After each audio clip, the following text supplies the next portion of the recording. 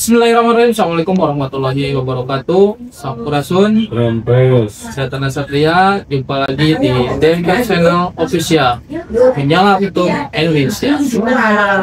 Nah, DMK Channel Official ini merupakan tempat ngobrol santai, tapi tetap membahas yang isu-isu yang lagi hangat. Ya. Di episode kali ini kita akan membahas soal keputusan terbaru dari Mahkamah Konstitusi yang cukup banyak orang bertanya-tanya soal pemisahan pemilu nasional dan pemilu daerah. Jadi selama ini yang kita tahu pemilu serentak, pilpres, pilkada, dan pileg semua dalam satu waktu. Tapi sekarang MK bilang ini harus dipisah dan jarak minimal 2 tahun 6 bulan. Pertanyaannya, kenapa sih harus dipisah? Apa dampak buat sebagai pemilih, terus bagaimana dengan partai politik, KPU, dan penyelenggara lainnya? Dengan untuk jawaban mungkin dari pertanyaan yang tadi, kita tidak akan ngobrol sendiri nih. Pasti kita ditemani dengan politisi senior yang sudah asing lagi, yang sudah beberapa kali ngobrol di channel ini. Nah, kita perkenalkan Insinyur Doni Mulyana Kurnia atau lebih akrab dengan DMK. Assalamualaikum warahmatullahi wabarakatuh, Pak. Assalamualaikum. Sehat, Pak? Alhamdulillah sehat. Nah, ini Pak terkait keputusan MK seperti apa nih? Bagus sekali nih yang kita bahas sekarang ini, karena memang lagi terkaget-kaget ya. Jadi selain terdedi ada terkaget-kaget. Jadi Juni 2025 kemarin itu ada putusan MK. Sebetulnya kalau pandangan saya untuk memperbaiki sistem itu bagus ya, karena kemarin bisa kita lihat ya hiruk pikuknya setelah pilpres dan pileg ya. Kemudian diikuti pilkada ya, yang jaraknya paling cuma 3 bulan ya. Itu pacu ya, kalau bahasa Sundanya ya. Jadi pacu ya, ribet ya, itu kan kontrolnya juga itu sangat berat ya bagi KPU kan. Jadi dengan keputusan MK yang sekarang ini itu bagus ya. Jadi pilkada nasional dulu 2029 berarti kan ya, itu pilpres, pemilihan DPR RI ditambah pemilihan DPD RI itu untuk skala rata pemerintahan pusat ya misalnya ya. Kemudian 2 tahun 6 bulan kemudian ya, ada jeda waktu sekitar sekurang-kurangnya 2 tahun 6 bulan ya, berarti sekitar tahun 32 tuh ya. Itu baru dilaksanakan pilkada ya, gubernur, wali kota, bupati, plus pemilihan DPRD tingkat 2 dan DPRD tingkat 1. Nah ini baru nih terjadi, dipisahkan antara pemilihan DPR RI dengan DPRD tingkat 2 dan DPRD tingkat 1, karena pemisahannya benar ya MK ini antara nasional dengan daerah, dan waktunya taruh waktu, jadi sehingga lebih taat, lebih bagus sebetulnya ya kan gitu ya. Kita lihat dulu sistem yang disampaikan oleh saya gitu ya. Untuk kerugiannya mungkin ada kerugian? Ya, memang ada konsekuensi logis dengan dipisahkannya pemilu nasional dan pemilu daerah. Itu konsekuensi logisnya untuk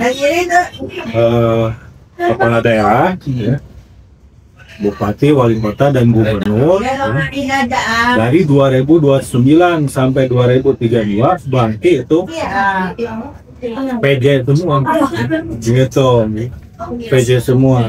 Oke, kalau masalah PJ itu sudah biasa, sudah lumrah, dan aturannya juga ada gitu. Ya, tapi kan PJ selalu lama gitu ya. 3 tahun. Ya lumayan. Lumayan lah setengah periode. Ya 2 tahun 6 bulan. Jadi bonus berhadiah ya. Ya Ayah tuh Pak. Ayah pada supaya banyak usia nomor mana cawan-cawan ya ada di mana ya. iya artinya pemilu pilkada itu ya nunggu dulu ya, jadi 2 tahun 6 bulan, jadi ya, ada jeda tuh waktunya. Terus kemudian untuk pemilihan legislatif daerahnya DPRD 2 sama DPRD 1 itu berarti ada kekosongan. Nah, ini yang harus diputusin sama undang-undang pemilu yang akan dibahas oleh DPR ya. Nah itu kekosongan itu ada berapa alternatif nih ya. Alternatif pertama ya ini ekstrim ya, itu dikosongkan ya selama 2 tahun 6 bulan ya.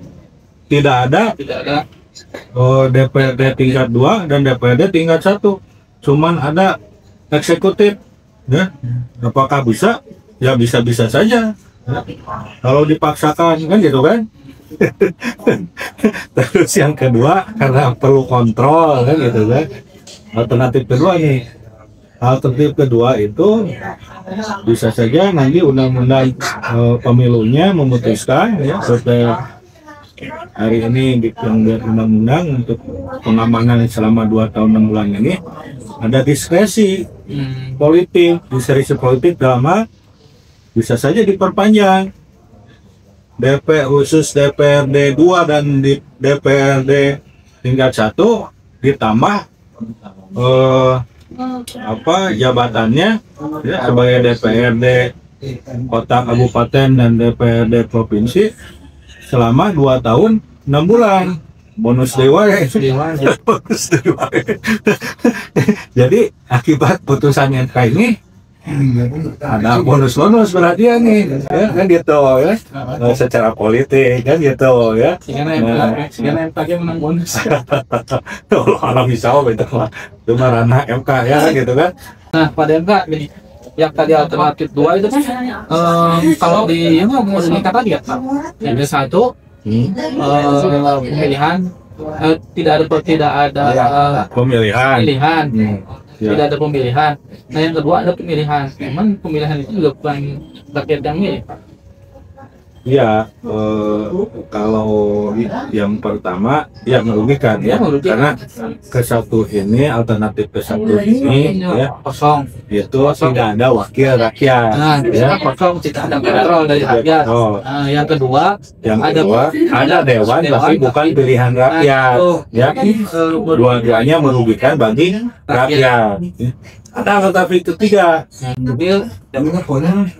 Pemilunya 2 kali ya, jadi 2029 ya itu pemilu tetap dilaksanakan untuk legislatif ya, karena memang ini kalau untuk legislatif kota, kabupaten dan provinsi ya, ini belum ada aturan seperti PJ gubernur dan wali kota.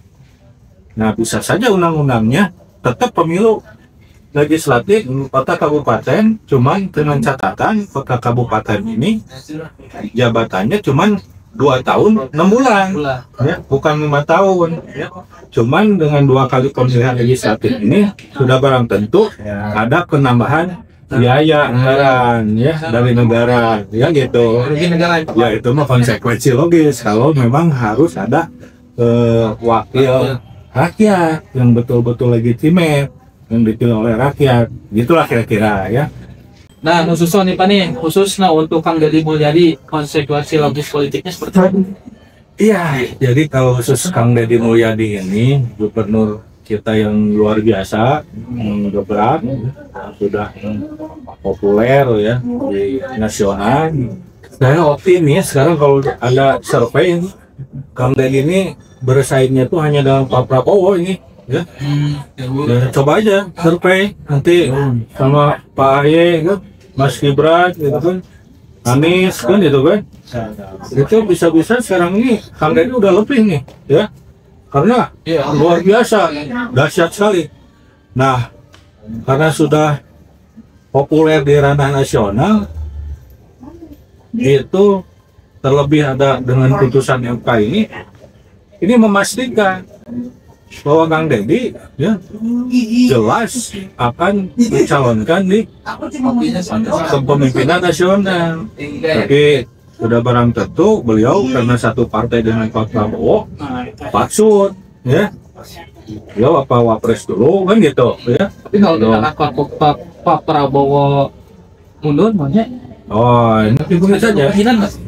Mungkin misalkan Pak Prabowo kan sudah 78 tahun ya, terus dia merasa capek terus ikhlas mendukung Kang Deddy Mulyadi ya bisa-bisa saja politik gitu kan gitu ya. Tapi kan nanti dilihat nih ya kader Gerindra semua kan gitu kan itu bisa-bisa saja, tapi yang jelas Kang Deddy Mulyadi sudah pasti sangat menghormati Pak Prabowo kan gitu ya. Jadi kan ini memastikan bahwa pilkada tidak ada ya. Kalau mau gubernur 2 kali berarti harus nunggu 2 tahun 6 bulan. Lebar kan sekelas Kang Deddy Mulyadi ya harus nunggu 2 tahun 6 bulan. Jadi udah tidak ada rumus ya untuk gubernur 2 kali, tapi udah memang langsung ke nasional ya. Itu ya konsekuensi logisnya seperti itu ya. Jadi saya sendiri sekarang dari Lewan Gadil, dan nanti juga kita insya Allah berlindingkan membuat partai ya PSN, Partai Sosial Budaya Nusantara. Kita juga bersiap-siap nih untuk tegak lurus mendukung beliau. Mudah-mudahan ya wapres kurang sudah bahkan ke presiden oke kurang sudah ya bapak yang bersejarah oke kan bisa jadi gubernur oke. Nah ya itu malah gimana alam bergerak aja lah kan gitu ya. Tapi yang jelas yang paling penting ini kita punya figur yang luar biasa, Kang Deddy Mulyadi. Demikian ya, itulah mungkin penjelasan dari DMK Insinyur Tony Mulyana Kurnia tentang keputusan Mahkamah Konstitusi yang sudah sangat jelas ya. Yuk tunggu terus gitu terus kanalnya DMK Channel Official menjalan untuk Indonesia. Assalamualaikum warahmatullahi wabarakatuh. Waalaikumsalam.